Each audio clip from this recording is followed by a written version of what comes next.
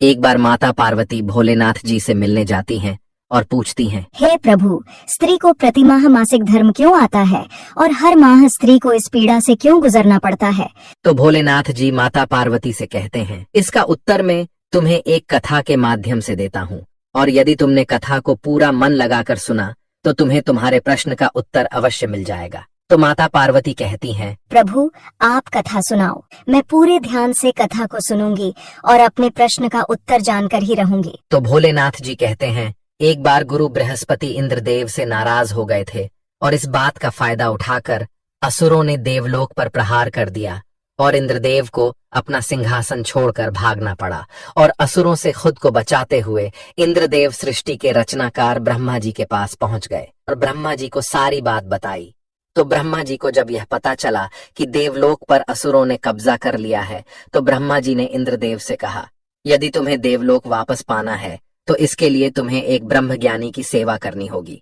यदि वे प्रसन्न हो गए तो तुम्हें देवलोक वापस मिल जाएगा। ब्रह्मा जी कहने पर इंद्रदेव एक ब्रह्मज्ञानी की सेवा करने लगे, लेकिन इंद्रदेव को ये नहीं पता था कि वे जिस ब्रह्मज्ञानी की सेवा कर रहे हैं उसकी माता असुर हैं, जिसके कारण उस ज्ञानी को असुरों से अधिक लगाव था और असुरों से लगाव होने के कारण वह ज्ञानी इंद्रदेव की सारी हवन सामग्री देवताओं के बजाय असुरों को अर्पित कर देता था।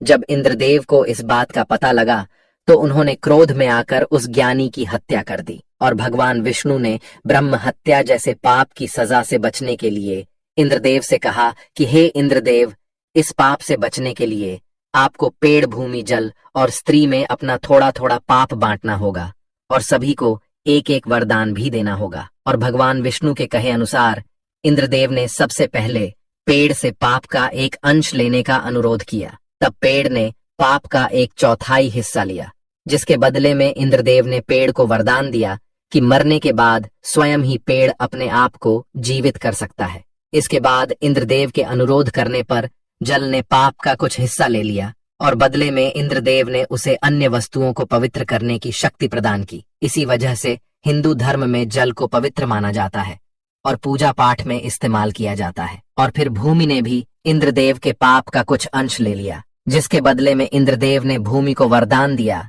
कि उस पर आई चोटें अपने आप भर जाएंगी। और अंत में इंद्रदेव की विनती करने पर स्त्री ने बाकी बचा पाप का अंश अपने ऊपर ले लिया। और इसी कारण से महिलाओं को हर महीने मासिक धर्म की पीड़ा सहनी पड़ती है। लेकिन इसके बदले में इंद्रदेव ने महिलाओं को वरदान दिया कि तुम्हें घर की लक्ष्मी के रूप में माना जाएगा, और इसीलिए महिलाओं को घर की लक्ष्मी कहा जाता है, क्योंकि एक पतिव्रता और संस्कारी स्त्री घर को स्वर्ग बना देती है। और इसीलिए हमें महिलाओं और बेटियों का सम्मान करना चाहिए, क्योंकि ऐसा करने से माता लक्ष्मी प्रसन्न होती हैं। और जो मनुष्य बहन बेटियों का सम्मान करता है उसके घर में कभी भी धन दौलत की कमी नहीं होती है। आपको यह वीडियो कैसी लगी हमें कमेंट में जरूर बताएं। साथ और हमारे चैनल को सब्सक्राइब करें और बेल आइकन को प्रेस करें।